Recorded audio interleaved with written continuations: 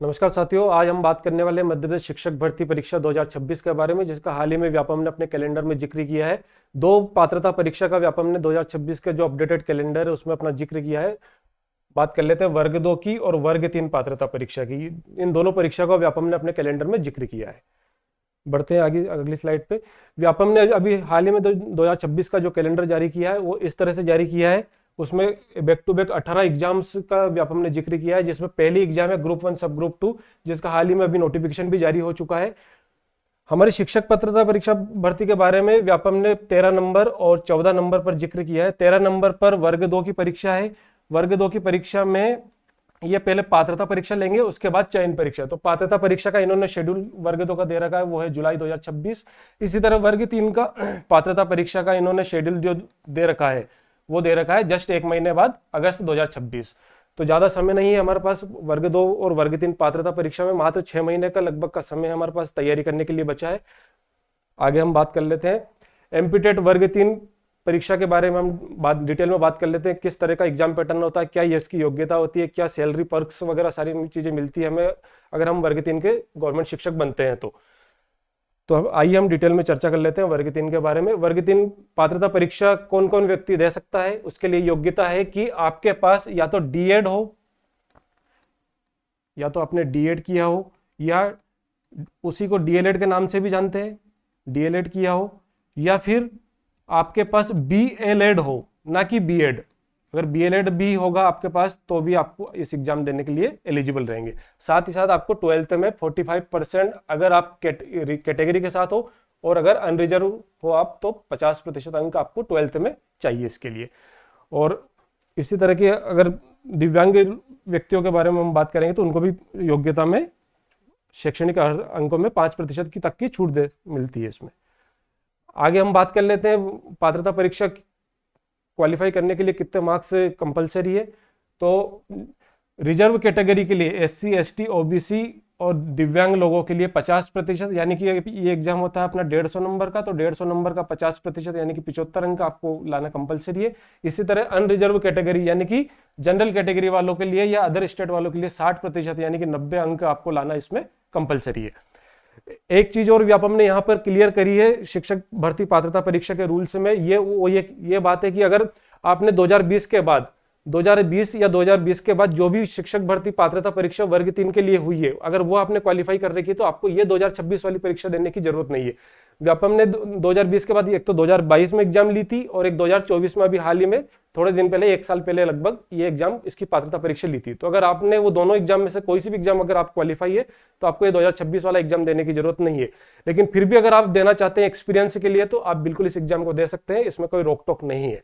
बात कर लेते हैं सैलरी की। तो सैलरी वर्ग 3 की सैलरी होती है 25,300 प्लस महंगाई भत्ता, और मध्य प्रदेश में अभी महंगाई भत्ता चल रहा है 55%। इसमें हाल ही में इंक्रीमेंट की भी हमारे मुख्यमंत्री जी ने घोषणा करी है। तो अभी वर्ग 3 की वर्तमान सैलरी 25,300 प्लस 55% महंगाई भत्ता है। आगे बढ़ते हैं तो परीक्षा योजना एवं पाठ्यक्रम, इस स्लाइड पर हम पहुंच जाते हैं। वर्ग 3 का क्या एग्जाम पैटर्न रहने वाला है, क्या व्यापम ने उसको अपने डिटेल नोटिफिकेशन में पिछली बार दिया था। तो ये परीक्षा पात्रता परीक्षा जो होती है 150 अंकों की परीक्षा होती है। इसमें ढाई घंटे का हम लोगों को समय मिलता है, और दिव्यांग लोगों को थोड़ा इसमें एक्स्ट्रा समय आधे घंटे का मिल जाता है। बात कर लेते हैं एग्जाम पैटर्न की। तो इसमें 5 सेक्शन होते हैं, पांचों सेक्शन 30-30 मार्क्स के होते हैं। इस तरह से कुल मिला के हमारा एग्जाम होता है 150 अंक का, और 150 प्रश्न इसमें आते हैं।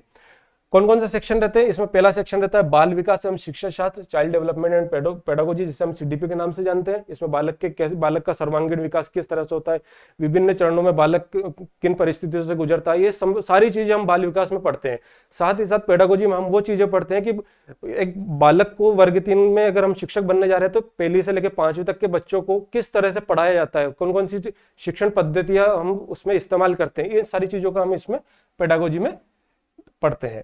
तो ये हमारा 30 नंबर का पैटर्न होता है सीडीपी का, और 30 मार्क्स का इसका रहता है, और 30 क्वेश्चन इसमें आते हैं। इसी तरह भाषा 1, तो भाषा 1 मध्य प्रदेश के विद्यार्थी सामान्यतः हिंदी ही भाषा 1 चूज करते हैं, कंपलसरी रहती है। मध्य प्रदेश में हिंदी हमारी आधिकारिक भाषा है, तो हमें भाषा 1 में ऑप्शन नहीं मिलता, भाषा 1 हमें हिंदी चूज करनी रहती है, और वो 30 क्वेश्चन उसके आते हैं, और 30 मार्क्स की ही हमारी भाषा 1 होती है। हमें मध्य प्रदेश के विद्यार्थियों को भाषा 2 में चूज करने के लिए 3 ऑप्शन मिलते हैं। पहला ऑप्शन मिलता है हमें संस्कृत, दूसरा ऑप्शन मिलता है हमें संस्कृत, दूसरा ऑप्शन मिलता है हमें इंग्लिश, और तीसरा ऑप्शन मिलता है हमें उर्दू। तीसरा ऑप्शन मिलता है हमें उर्दू। इन तीनों ही भाषाओं में से कोई सी भी एक भाषा हम हमारी द्वितीय भाषा के रूप में हम चूज कर सकते हैं, और उसके 30 प्रश्न होते हैं और 30 मार्क्स के यही पैटर्न रहता है। इसी तरह हम बात कर लेते हैं हमारे चौथा सेक्शन की। 3 सेक्शन की हमने बात करी, चौथा सेक्शन हमारा आता है मैथ्स का, गणित का। गणित में बिल्कुल सामान्य गणित आता है, जिसमें मेजरमेंट, इस तरह की बिल्कुल बेसिक कैलकुलेशंस वगैरह सारी चीजें आती है। बेसिक मैथ्स आता है। मैं आपको एक डिटेल में आगे चलकर डिटेल में भी पूरा सिलेबस का एक वीडियो बना दूंगा आपका, तो उसमें पूरा एग्जाम पैटर्न और पूरा डिटेल सिलेबस हम लोग डिस्कस कर लेंगे। इसके मैथ्स के आते हैं 30 प्रश्न और 30 मार्क्स का ये सेक्शन रहता है। इसी तरह 5वां सेक्शन आपका आता है पर्यावरण अध्ययन। पर्यावरण अध्ययन में हमारे आसपास की चीजें, हमारा आवास, पर्यावरण, खान पान, ये सारी चीजें, रहन सहन, ये सारी चीजें इस पर्यावरण में के अंतर्गत हम लोग पढ़ते हैं। इसमें 30 प्रश्न होते हैं और 30 मार्क्स का ये रहता है। इस तरह से ये 5 सेक्शन मिला के हमारे 150 मार्क्स का रहते हैं और 150 प्रश्न इसमें रहते हैं। इस पूरे 5 सेक्शन का डिटेल सिलेबस भी व्यापम ने अपनी वेबसाइट पर जारी कर रखा है। आप अगर मुझे कमेंट करके बताएंगे कि हमें डिटेल सिलेबस जानना है, तो मैं एक शॉर्ट वीडियो अलग से बना दूंगा उसके डिटेल सिलेबस का। वर्ग 3 की पात्रता परीक्षा का डिटेल सिलेबस हम लोग डिस्कस कर लेंगे। तो ये पूरा पैटर्न, एग्जाम पैटर्न जो है, ये वर्ग 3 पात्रता परीक्षा का रहने वाला है हमारे लिए, जो 2026 में हमारे लिए आने वाली है। अब बात कर लेते हैं वर्ग एमपी टेट वर्ग 2 के बारे में। माध्यमिक शिक्षक कौन होते हैं एमपी में? तो माध्यमिक शिक्षक वो व्यक्ति होते हैं जो 6 से लेके कक्षा 6 से कक्षा 10 तक, कक्षा 6 से कक्षा 10 तक को जो पढ़ाते हैं उनको माध्यमिक शिक्षक बोलते हैं। उनको वर्ग 2 का शिक्षक, पूरा पहले के जमाने में हम उसको वर्ग 2 बोलते थे, लेकिन अभी हाल ही में उसका नाम चेंज करके माध्यमिक शिक्षक बोला जाता है, क्योंकि पहले संविदा शिक्षक परीक्षा होती थी जिसमें उसको वर्ग 2 बोला जाता था। अब माध्यमिक शिक्षक के रूप में इसको हम जानते हैं। तो माध्यमिक शिक्षक पात्रता परीक्षा 2026 के बारे में हम बात कर लेते हैं। इसमें क्या योग्यता रहने वाली है वर्ग 2 के लिए?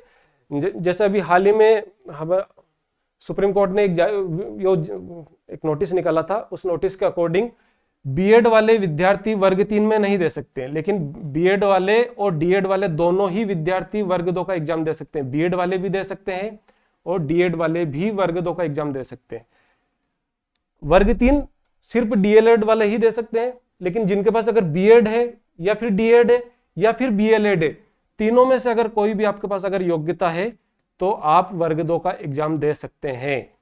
ये अगर आप, और इसी तरह हमारे स्नातक उपाधि में भी आपके पास वर्ग 2 के एग्जाम देने के लिए कम से कम न्यूनतम स्नातक उपाधि ग्रेजुएशन आपके पास होना चाहिए। संबंधित विषय में, जिस विषय से आप वर्ग 2 की पात्रता परीक्षा देना चाहते हैं उस विषय में आपका ग्रेजुएशन होना चाहिए। आगे बात कर लेते हैं इसका पूरा एग्जाम पैटर्न के बारे में बात कर लेते हैं, वर्ग 2 के बारे में, वर्ग 2 पात्रता परीक्षा के बारे में। इसमें 2 खंड होते हैं, खंड आ, खंड ब। खंड आ में क्या होता है? खंड आ में 30 प्रश्न होते हैं। खंड भाग आ जो जिसे हम बोलते हैं उसमें 30 प्रश्न होते हैं, और भाग बा में 120 प्रश्न होते हैं। खंड जो भाग आ अपना होता है उसमें सारे मिक्स होते हैं। उसमें 4 सेक्शन होते हैं। 4 डिफरेंट सेक्शन कौन कौन से होते हैं? सामान्य हिंदी जो 8 नंबर की आएगी और 8 प्रश्न इसमें रहेंगे। इसी तरह सामान्य अंग्रेजी के 5 प्रश्न रहेंगे और 5 मार्क्स की ये रहने वाली है। उसी तरह हम बात कर लेते हैं तीसरा सेक्शन, सामान्य ज्ञान, समसामयिक, घटनाक्रम, तार्किक एवं आंकिक योग्यता। इसमें मैथ रीजनिंग के भी कुछ क्वेश्चन, 2, 3, 4 क्वेश्चन ये ऐड कर लेते हैं। इस तरह से 7 क्वेश्चन हो जाते हैं और 7 मार्क्स का ये पूरा हमारा ये वाला सेक्शन रहता है। और चौथा सेक्शन रहता है पेडागोजी का, शिक्षा शास्त्र का।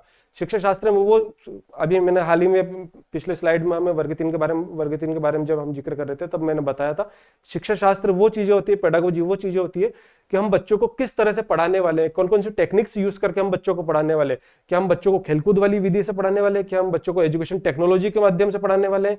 क्या हम डिजिटल बोर्ड का यूज करने वाले हैं? क्या हम बच्चों को खेलकूद के माध्यम से, क्या बच्चों को हम एक्सपेरिमेंट करा के पढ़ाना चाहते हैं? इस तरह की सारी चीजें जो शिक्षण पद्धतियां होती है वो पेडागोजी में हम पढ़ते हैं। उसके 10 मार्क्स से 10 क्वेश्चन आते हैं और 10 मार्क्स। इस तरह से भाग आ जो हमारा होता है 30 मार्क्स का रहता है और 30 प्रश्न इसमें रहते हैं।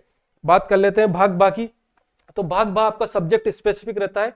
भाग बा में क्या होता है, आपको पास अगर हिंदी भाषा में आपने ग्रेजुएशन किया है, यानी कि हिंदी साहित्य में आपने ग्रेजुएशन किया है, या फिर इंग्लिश लिटरेचर में आपने ग्रेजुएशन में इंग्लिश लिटरेचर आपका सब्जेक्ट हो, या फिर संस्कृत लिटरेचर आपका सब्जेक्ट हो, या फिर उर्दू भाषा आपका सब्जेक्ट हो, या फिर गणित में आपने ग्रेजुएशन किया हो यानी कि बीएससी पीसीएम से किया हो, या फिर आपने इंजीनियरिंग किया हो।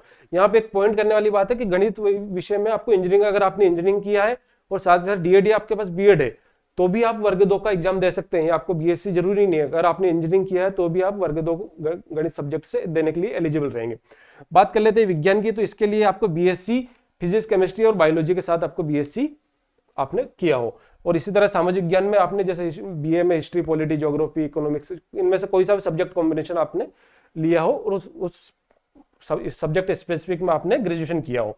इसका क्या होता है, कोई भी एक सब्जेक्ट जो आपका रहेगा उस सब्जेक्ट का 120 प्रश्न रहेंगे और 120 अंक के ही ये प्रश्न रहेंगे। एक प्रश्न 1 अंक का रहता है और इसमें कोई ऋणात्मक मार्किंग नहीं होती है, ना तो वर्ग 3 में होती है ऋणात्मक मार्किंग, ना ही वर्ग 2 में ऋणात्मक मार्किंग आपकी होती है।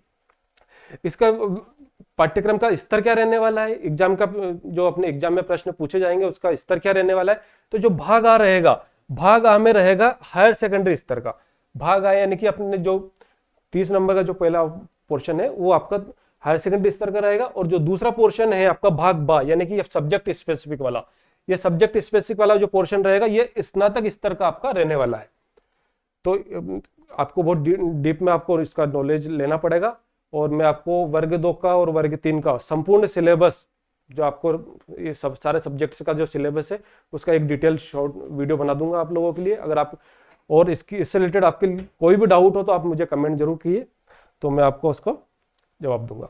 बात कर लेते हैं वर्ग 2 की सैलरी की। तो वर्ग 2 की सैलरी अभी वर्तमान में हमारे मध्य प्रदेश में चल रही है 32,800 प्लस महंगाई भत्ता। महंगाई भत्ता अगेन फिर मैं बताना चाहूंगा वो है अपना 55%, और इसमें हाल ही में हमारे मुख्यमंत्री जी ने इंक्रीमेंट की घोषणा करी है, इसको बढ़ाकर 60 से 62% करने वाले हैं। तो वर्ग 2 की जो एक नॉमिनल सैलरी, बहुत अच्छी सैलरी मानी जाती है वर्ग 2 की नौकरी करने के लिए। और इसी तरह हम, अगर हमारी सारी जानकारी आपको अच्छी लगी है तो आप हमारे चैनल को सब्सक्राइब कीजिए और ज़्यादा से ज़्यादा शेयर करिए, और इसी तरह मैं आप मुझे कमेंट करके सजेशन भी दीजिए कि मैं और क्या चीज़ आपके लिए नया कर सकता हूँ, तो मैं आपको पूरी डिटेल के माध्यम से वीडियो बनाकर आपको आपके साथ शेयर करूँगा। नमस्कार, जय हिंद।